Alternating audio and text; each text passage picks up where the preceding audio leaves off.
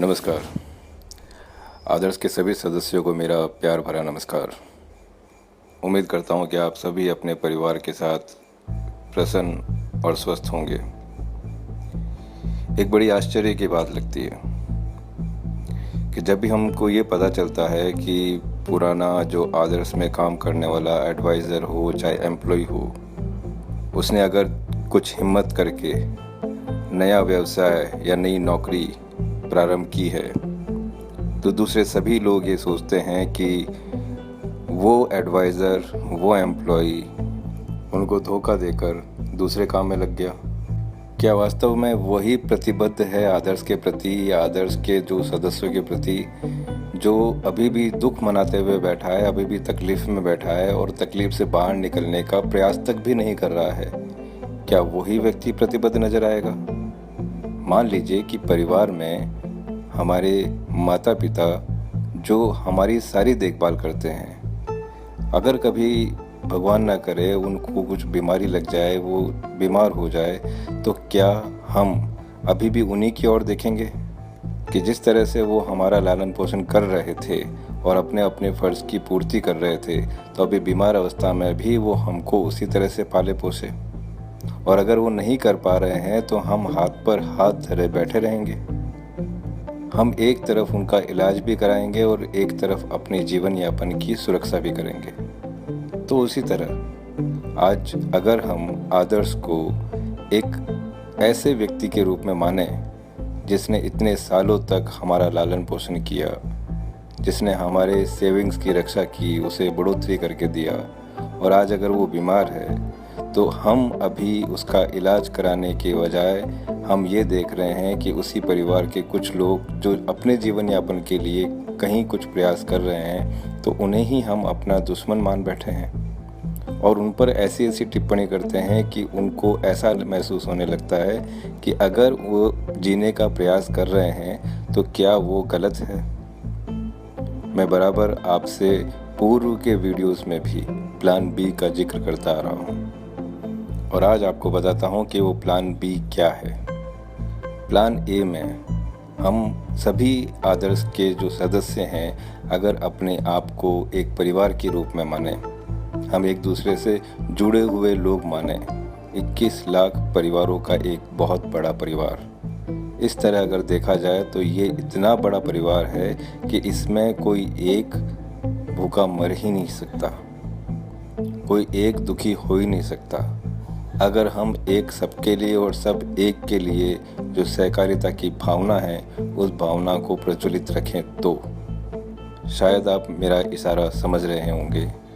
और मैं चाहता हूँ कि उस भावना को पुनः प्रज्वलित अपने मन में करें और अपने आप को प्रयास करें कि हम किसी न किसी रूप से प्लान बी का प्रारंभ करें। आने वाले समय में मैं आपसे उन लोगों की चर्चा करूंगा जिन्होंने प्लान ए के फेल हो जाने के बाद प्लान बी अपनाया और अपने व्यवसाय में वो आगे बढ़ना चाहते हैं। निश्चित रूप से कोई भी नया व्यवसाय जब शुरू होता है तब एग्जिस्टिंग मार्केट की जो कंपटीशन है, उस कंपटीशन में वो अपने आप को सर्वाइव बहुत मुश्किल से कर पाता है। और अगर हम सहकारिता का भाव रखें, अपने परिवार में अपने ही व्यक्तियों के प्रति अपना संभाव रखें, तो क्या वो व्यक्ति जो नया व्यवसाय कर रहा है, क्या उसे स्थापित होने में समय लगेगा? बिल्कुल भी नहीं। मैं इसकी शुरुआत जोधपुर से कर रहा हूँ। एक ऐसे व्यक्ति का वीडियो अब आपके साथ शेयर कर रहा हूँ जिसने अभी अपनी एक छोटी सी दुकान शुरू की है। नमस्कार मित्रों, मैं मनीष पुरोहित जोधपुर नवचौकिया से हूँ। विगत 10 सालों से मैं आदर्श क्रेडिट का कार्य कर रहा था। 2011 में मैंने आदर्श क्रेडिट कोऑपरेटिव सोसाइटी का कार्य शुरू किया था। उस वक्त मैंने, मेरे टीम ने मिलकर काफ़ी अच्छा इसमें इनकम भी की थी, काफ़ी इन्वेस्टमेंट भी किया था। मेरा स्वयं का और मेरे परिवार का करीब 25 लाख रुपए इसमें जमा मैंने किया था। 2018 में आदर्श के साथ परेशानी आने के बाद मैं कुछ टूट सा गया था, किंतु जॉब थी, जीवन तो वो उतार चढ़ाव रहता ही है। जॉब की कोई दिक्कत नहीं थी और जॉब पर पूरा फोकस किया। लेकिन जो अभी कोरोना के चक्कर में जो लॉकडाउन हुआ उसमें वो मेरी जॉब भी चली गई। उस जॉब को जाने के बाद में मैंने जीवन में सोचा कि अगर इस छोटे से मतलब परेशानी से तो जीवन के लिए एक प्लान ए के साथ साथ एक प्लान बी भी चाहिए। उस प्लान बी के सोचते सोचते एक कंपनी मेरे साथ में आई और मैंने ग्रोसरी का कार्य शुरू किया, जिसमें आप ऑनलाइन वेबसाइट के थ्रू ऑनलाइन आप ऑर्डर प्लेस कर सकते हैं, जिसकी डिलीवरी आपके घर पर आ सकती है। ठीक है, यदि कोई ऑनलाइन वेबसाइट का कार्य नहीं करता है तो आप डायरेक्ट मेरे व्हाट्सएप नंबर पर एक पर्ची पर लिखकर भेज दीजिए। मेरा नंबर है 9928965300। आपकी दुकान पर चीनी से लेकर दाल, साबुन, पेस्ट, टोस्ट, शरबत, बच्चों के लिए चॉकलेट्स, सभी आपको प्रोडक्ट मिल जाएंगे जो आप स्वयं आकर लेना चाहे तो नवचौकिया रोड पर नायर के बट पर मेरी दुकान है, आप वहां आ सकते हैं, या आप ऑनलाइन व्हाट्सएप के माध्यम से मुझे आप भेज सकते हैं। धन्यवाद।